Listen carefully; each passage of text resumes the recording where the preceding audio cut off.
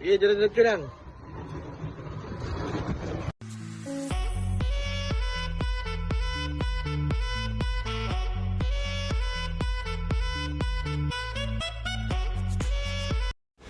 Hi guys! Welcome back to my channel. So for today's vlog, samahan niyo ako guys at ipapakilala ko sa inyo ang aking bagong body. Ito ang aking 3 wheels na e-bike na motor type. So ayan guys, at that time pinag-aaralan ko pa siya kung paano ko siya gagamitin. Tingnan nyo nga guys, medyo hindi ko pa siya nakokontrol. Pero nitong mga this past few days, past few months, nagagamit ko na siya. So ayan guys, kailangan ko muna siyang gamitin bago ko ipakilala sa inyo para naman alam ko kung paano ko siya i-introduce. So guys, dineliver nga pala itong e-bike galing sa Marilao, Bulacan. At ito nga pala ang kanilang Facebook page kung saan ko sila in-order. Na-order namin tong e-bike na to sa halagang 29,000 at merong delivery charge na 2,000 pesos. So, naging 31,000 siya. So, ayan guys, dinedemo sa akin ni Kuya kung paano nga ba gamitin ito.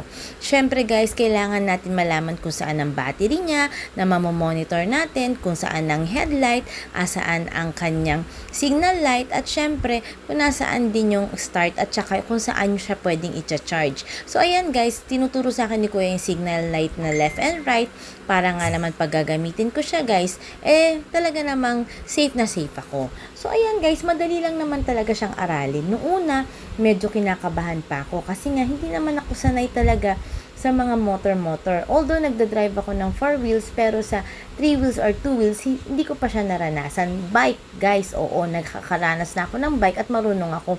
Pero napili nga namin bilhin tong 3 wheels na to para medyo safe siya guys.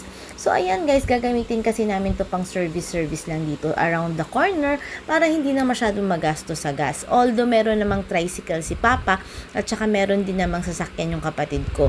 Pero syempre pag mga mabilisang gamit, ito na lang ang gagamitin namin at pampasok ko sa trabaho at panghatid sundo kay Rain.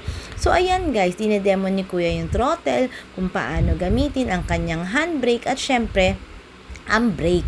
So, at first, talagang kabado ako guys. Hindi ko alam kung kakayanin ko ba itong gamitin. Actually guys, ang ganda rin pala ng kanyang panel board. Digital na rin siya. Makikita mo dyan kapag nakapark na, kapag ready na, at kung kailangan mo na siyang i-charge.